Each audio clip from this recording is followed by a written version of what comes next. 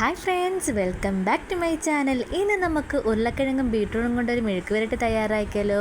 അതിനായി നമ്മൾ ബീട്രൂട്ടും അതുപോലെ തന്നെ ഉരുളക്കിഴങ്ങും സവാളയും ഒന്ന് നീളത്തിലൊന്ന് കട്ട് ചെയ്തെടുത്തിട്ടുണ്ട്. ഇനി ഒരു മൺചട്ടി വെച്ചെടുത്ത് അതിലേക്ക് നമുക്ക് എണ്ണ ഒഴിച്ചെടുക്കാം. വെളിച്ചെണ്ണയാണ് ഒഴിച്ചെടുക്കുന്നത്.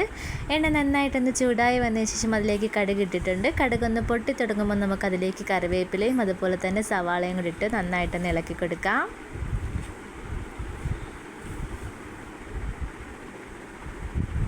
ഇനി ഇതിലേക്ക് നമ്മൾ എടുത്ത് വെച്ചിരിക്കുന്ന പച്ചമുളക് കൂടെ ചേർത്ത് കൊടുക്കുന്നുണ്ട്. പച്ചമുളക് കൂടെ ചേർത്തെടുത്ത് ഒന്ന് ഇളക്കിയെടുക്കാം.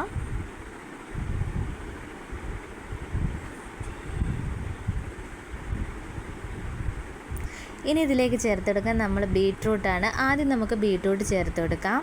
ബീട്രൂട്ടിന് കുറച്ച് വേവ് കൂടുതലുള്ളതുകൊണ്ട് ആദ്യം നമ്മൾ ബീട്രൂട്ടാണ് ചേർത്ത് കൊടുക്കുന്നത്. ഉരുളക്കിഴങ്ങ് നമ്മൾ പിന്നെയാണ് ചേർത്ത് കൊടുക്കുന്നത്. ബീട്രൂട്ടിട്ട് നന്നായിട്ടൊന്ന് ഇളക്കി കൊടുക്കാം.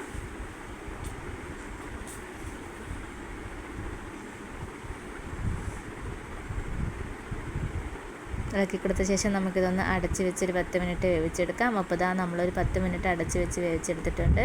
എന്നിട്ട് നന്നായിട്ടൊന്ന് ഇളക്കിയ ശേഷം ഇതിലേക്ക് നമുക്ക് ഉരുളക്കിഴങ്ങ് കൂടെ ചേർത്ത് കൊടുക്കാം. നമ്മളെല്ലാം ഒന്ന് നീളത്തിലാണ് കട്ട് ചെയ്തെടുത്തിരിക്കുന്നത്, കനം കറച്ചാണെന്ന് കട്ട് ചെയ്തെടുത്തിരിക്കുന്നത്.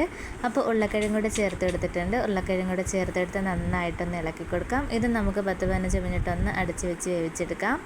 അപ്പോൾ ഒരു 10 മിനിറ്റ് വേവിച്ചെടുത്തിട്ടുണ്ട്. അപ്പോൾ ഉരുളക്കിഴങ്ങൊക്കെ ഒന്ന് വെന്ത് ഉടഞ്ഞ് വന്നിട്ടുണ്ട്. ഇനി നമുക്ക് ഇതിലേക്ക് ആവശ്യത്തിനുള്ള ഉപ്പ് ചേർത്ത് കൊടുക്കാം. അപ്പോൾ ഉപ്പ് ചേർത്ത് എടുത്തിട്ടുണ്ട്. എന്നിട്ടൊരു 1/4 സ്പൂൺ മഞ്ഞൾപ്പൊടിയും കൂടി ചേർത്ത് കൊടുക്കാം. എന്നിട്ട് നന്നായിട്ടൊന്ന് ഇളക്കി കൊടുക്കാം. അപ്പോൾ നന്നായിട്ടൊന്ന് ഇളക്കി കൊടുത്തിട്ടുണ്ട്. നമ്മുടെ ഉരുളക്കിഴങ്ങൊക്കെ നന്നായിട്ട് വെന്ത് വന്നിട്ടുണ്ട്. അതുപോലെ തന്നെ ബീട്രൂട്ട് നന്നായിട്ടൊന്ന് വെന്ത് വന്നിട്ടുണ്ട്. അപ്പോൾ ഒന്ന് ട്രൈ ചെയ്ത് നോക്കുക. അതുപോലെ തന്നെ ഫീഡ്ബാക്ക് അറിയിക്കാനും മറക്കല്ലേ. ഇഷ്ടപ്പെട്ട ചാനൽ സബ്സ്ക്രൈബ് ചെയ്യാനും ലൈക്ക് ചെയ്യാനും ഷെയർ ചെയ്യാനും മറക്കല്ലേ. ഇതുപോലുള്ള വീഡിയോസുമായിട്ട് ഇനിയും കാണുന്നവരെ ബൈ.